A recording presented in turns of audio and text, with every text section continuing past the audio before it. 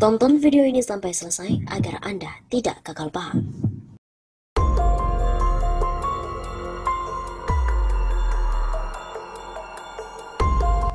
Teori konspirasi tenggelamnya KRI Nanggala 402.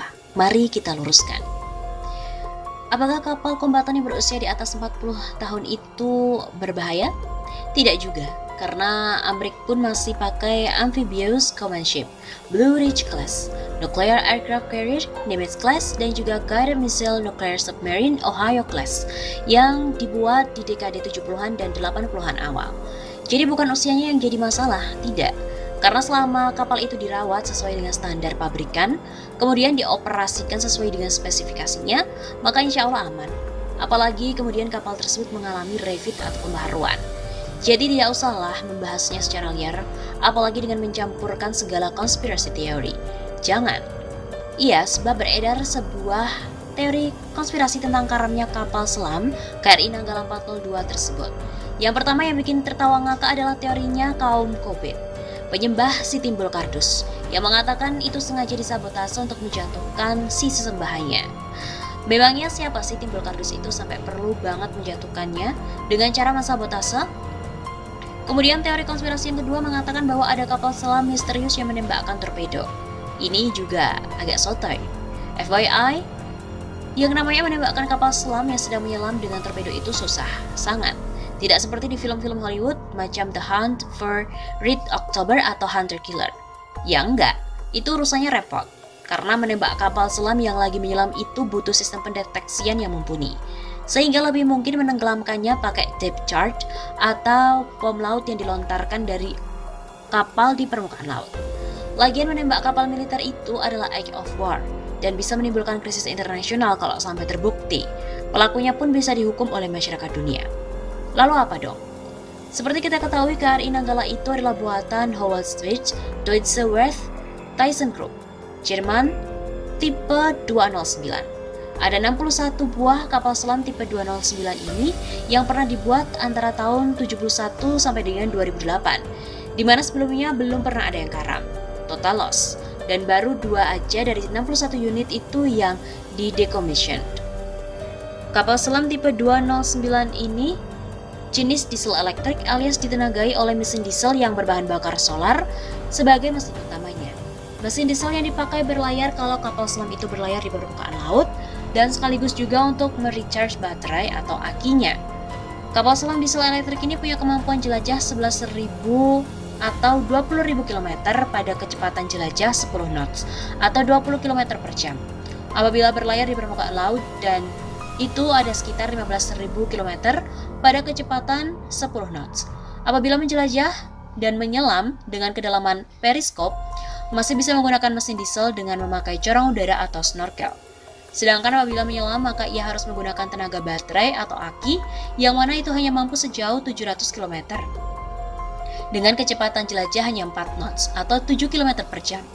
Dimana kalau melakukan itu, maka jarak jelajah jauh berkurang dan setelah itu harus naik ke permukaan untuk recharge baterai lagi. Jadi jelas sebenarnya kapal selam tipe 209 ini menghabiskan mayoritas waktu pelayarannya ada di permukaan laut atau di kedalaman snorkel.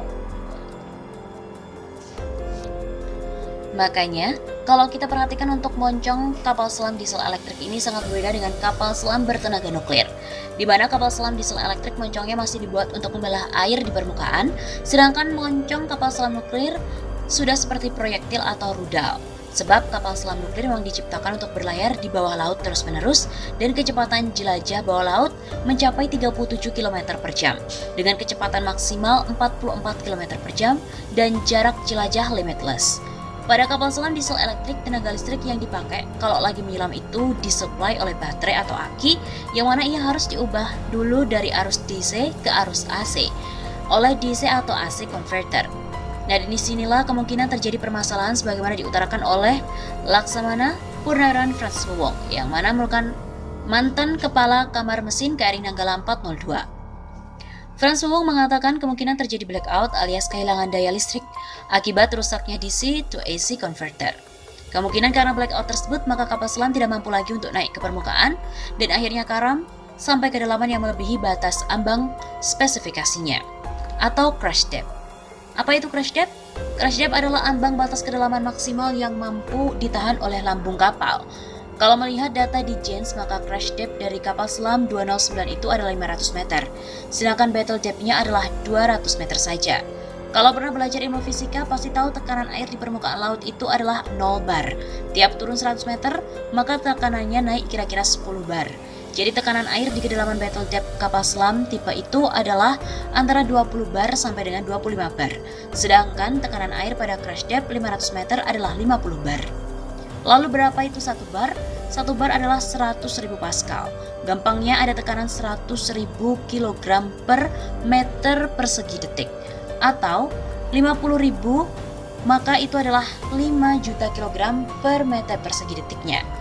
Gampangnya, kaleng minuman soda akan jadi gepeng rata kalau ditekan dengan tekanan sekiranya 4.500 Pascal. Maka karena terjadi implosion, tentunya lambung remuk akan menjadi akibatnya keluar solar dan juga debris. Sehingga pada hari pertama saja sudah ditemukan debris seperti sajadah sholat, botol berisi grease, dan juga bagian dari alat-alat peluncur torpedo. Yang mana semuanya itu barang-barang yang letaknya ada di dalam kapal selam dan tidak mungkin bisa keluar kalau tidak terjadi musibah pada kapal selam itu. Kemudian demikian kira-kira musibah yang terjadi pada KRI Nanggala 402 itu. Jadi ya insya Allah merupakan musibah. Adapun bagi para perwira dan pelaut muslim yang gugur, mari kita doakan semoga Allah memberikan pahala kesyahidan bagi mereka karena mereka pergi dalam keadaan menjalankan tugas menjaga tanah air.